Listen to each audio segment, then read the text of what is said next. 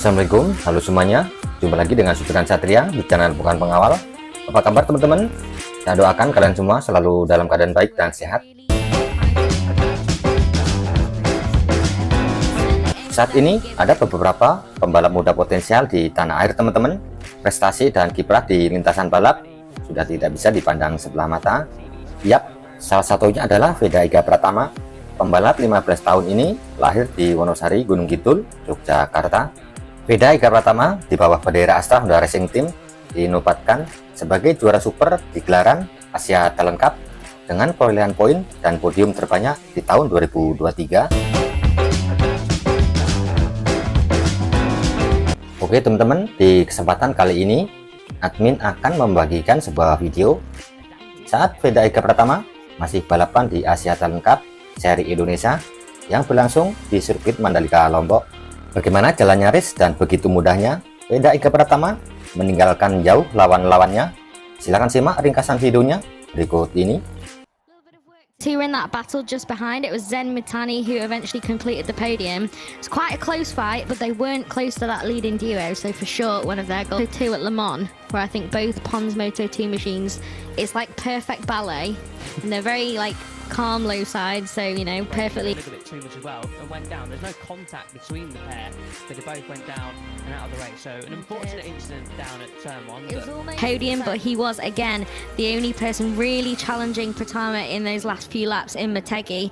So that little dash on the championship classification, and same can be said of Ryota Ogiwara as well in many ways. With until yesterday, some really solid top, and then got another second place, and then Motegi, bit of a tougher one here. Tougher again, so definitely looking for a little bit more. Well, I'm excited for this one, Fran. It's time to run through the starting grid. So it is Pratama on pole position from Ozawa and Odaki. Buetazan, Mitani and Ogiwara is your row 2, and row 3 is... You quick, didn't you?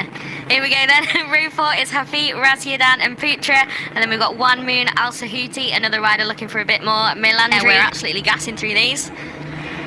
Ramadito is another Indonesian wildcard starting on row 7, and that's to come on at the top of your screen, and then we will be underway for the first race of today. There they are, the lights are on and they go out, and it looks like a decent start once again from pole position for Pratama on the number 7 machine. The number 20 of Puetan also gets away well on the number 20. Number 14 of Odaki didn't get away too well. Ozawa didn't get away too well either from the front row, the number 21 machine. Watch out for him, but Pratama, look at his lead. Round turn 1 he goes. He's already got 5 bike lengths lead going into the opening lap. He did that yesterday, so the riders have got Odaki going into P2 straight away, the number 14 rider. Yes, it is. You can see Pratama getting away already. What is it through the second split? Nearly half a second as the number 7 got in hand over Odaki, so Odaki knows he was the only rider yesterday to keep tabs with Pratama. He's up to second already, so it's a good start from Odaki, but he knows that he needs to bridge that gap immediately, or Pratama could be racing away with it. Yeah, absolutely. So Odaki now yesterday, that is more of a question mark. So the race is on them for the number 14 to try and cut that gap, but so far this is more what I'd expected from race 1, to be honest. Pratama already with quite a healthy margin in hand. 1.1 seconds on the opening lap for Pratama. What an opening lap it has been for the Indonesian on home soil. Of course, exactly what the number 7 would have ordered this morning and would have wanted this morning. Odaki up to second place, as we've mentioned. He's got work to do. The riders behind know that Odaki was the only rider to live with Pratama yesterday, so they've just got to try and probably box clever through the opening couple of laps to try and bridge the gap. Odaki has the pace yesterday, unless Pratama has found something extra this morning and overnight. But it's going to be interesting on these opening couple of laps, especially on lap 2, to see if Pratama can continue to stretch his lead. He's into his rhythm already. He's not being hustled next away. Who's that getting a great slipstream? I think it's Ozawa, the number 21, up the inside of Buetazan, and that's Ogiwara on the 16 bike, just getting out of shape. Contact down at turn 10 as well. Everyone out of shape there. Nice little busy apex that was, wasn't it? Classic ATC style. It looks like Odaki then has got a little bit of breathing room now, but yeah, definitely not quite as good a start as he had yesterday, but he is certainly... Oh, and we've got a crasher there in the background sliding out. Looks like rider pretty okay there. Yep. Heading across to see if the bike can restart. So it's Razyadan, the number 18. So good to see him immediately up and okay, but obviously a big shame dropped back into that battle then. He's now battling with that number 12, which is Nicholas, like I said, the Australian rider. So I think that may be game over in Eamon Adaki's mission to try and make this another late race duel, because that's a lot of time there. The number 14 has lost, and now he's back in that battling pack as well. I'm sure he will strike very quickly as soon as he's on the rear wheel of the number 2 of Zen Matani again. Pretty ominous this, unfortunately. As a neutral's perspective, of course, all the Indonesian fans watching from home and in the grandstands are very, very pleased. Remember, you've got to go outside again and tell them. No, absolutely. So yeah, it's just another incredible masterclass so far then from Pratama. Great stuff. We've just heard our second place. We've got a crasher then, Raycat Fadilla, sadly crashing out. You can see Ryder up okay on his feet there. And I think he'd also had a drop 1 position penalty a few minutes ago as well for a shortcut that we'd not quite got to yet with the drama of Eamon Adaki. That came up on our time again for Adaki in that second place. We've already got Pratama well past us and off on his mission to win a 5th race in a row. But Adaki then back in a pretty safe second place at the moment, but needs to just keep it calm now and not make any of those mistakes that we saw a few laps ago, and make sure at least it can Turn take 16 and 17, fire it out down the front straight. Adaki relatively comfortable P2 at this moment in time. He's got 3 tenths a bit though.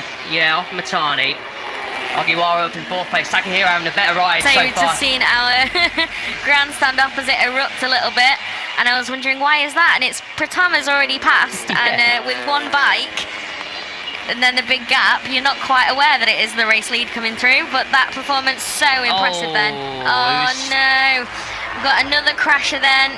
Bit of a classic one, that just sliding out.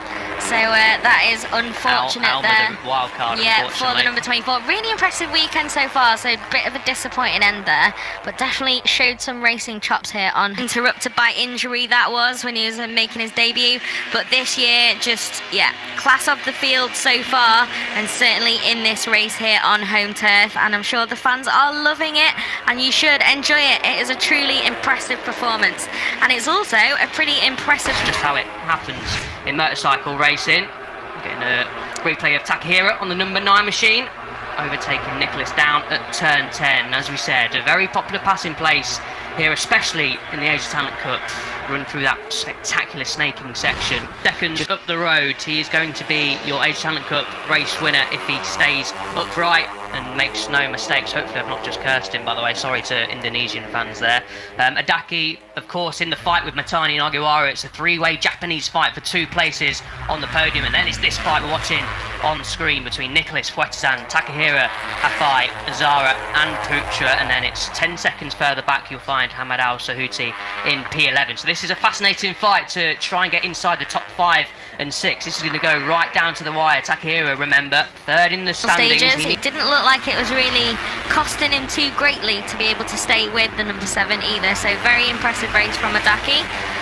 This is a good fight now, isn't it? Look, it's absolutely bunched up. David Nexia, which is a tantalising prospect. Mario, probably a little bit too big now for the Moto 3 machines that he's racing on, but Hiroshi Oyama, I spoke to him this weekend and he said he's already taken to Moto 2 better than he has done to Moto 3. So exciting times for Indonesian fans. Absolutely. So here then, enjoy a lovely little replay of the rider of the moment then. Heading round that beautiful final couple of corners. Hopefully keeping it nice and clean. Yeah, nowhere near the edge there. Beautiful. Tucked back in the top 5. But I'm sure he would have wanted to at least be fighting for the podium, and that is a bit of an error there from the number 9 of Takahiro. Gathered it back up. At least with a bit of a group there, he can try and tag back onto them and use that slipstream to catch that ground back up. It wasn't too dramatic, but definitely losing a bit of ground there, the number 9. Yeah, a little bit of head shake from the number 9 of Takahiro. He knows it's a potentially costly error in terms of trying to get on to the top 5 on the timesheets. Takahiro needs all the points he can get, but that turn seems so easy to make a mistake. It's a hot spot for crashes and running wide. We've seen it across every single class this weekend. Even the best riders in the world make that mistake. So it's a very, very tricky sort of couple of corners to try and get right. You're heavy into the braking zone. You're having to lean the bike over into turn 16, trail, break it into the tight right-hander at turn 16. So yeah, a very, very difficult section of track to get right. Very technical 14, way to and now he's lost a little bit of ground, and this could be an opportunity with the slipstream for Zen Matani. But as I say that, look at the number 14 actually making more of a gap there as they go down the main straight. It's a bit of a rider, which could play a role. But let's see if there's a turn 1 shuffle in that group, and then I'm sure there's going to be a turn 1 shuffle in this group. It's now closer than ever in this fight for 5th, and it's now Hafi who's race moved. 2 of Age Talent Cup action. There you can see the gap for race leader Pratama. He is well on his way to a 5th victory of the season and 2nd this weekend. He is indeed. So you can see then, Adaki also knows from the last few laps that he is not going to really be under attack on that main straight. So that is interesting information for the end of the race, but he'll certainly want to make sure that gap's a little bit bigger after, yeah, a bigger mistake early on, then another wobble there. But what have we got happening here then? It's the number 9 then of Takahira, who after his own little excursion, brief, not too dramatic, but he's made his way back to the front of this group, then fighting for that 5th position. Great the tricky turn 15 and 16. That's 15, the long sweeping right-hander into the braking zone. This is turn 16. This is where ultimately Adaki lost from the number 9. Obviously gathered it up again, and yeah, looks pretty solid to try and fight out the front of this group, and it's Azawa at the back of it again. It's coming into play. Matani up the inside, down at turn 10. Heavy braking zone. Adaki late on the brakes. Is he going to make the apex? Yes, he is. Great braking from Adaki on the number 14 to keep P2, but for how long? Matani up the inside through turn 11, thinks better of it. He does indeed. A group battle then in that fight for 5th. Pratama just nice and smooth out the front, keeping it clean. He's got such an advantage. You can also afford a wheelie. Hint, hint, if you want to, Veda. But yeah, really great performance from him. But what is happening in that podium fight and in that battle for 5th? Pratama then rounds turn 16 and rounds turn 17. Nice and cleanly done. What a race, what a weekend for the Indonesian. Perfection again from Pratama here in Mandalika. What's happening in the group behind? We watch Pratama over the line celebrating. What's happening with the 2nd place fight?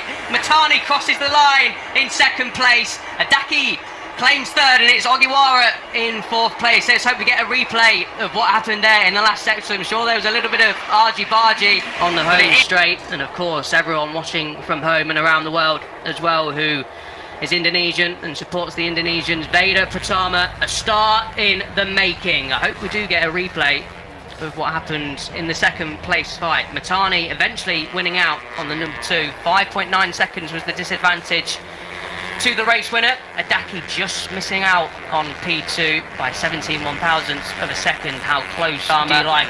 He'll be standing on the top step of the podium once again. Zen Matani stood on the podium yesterday, but it was the 3rd place box. This time it'll be the 2nd place box.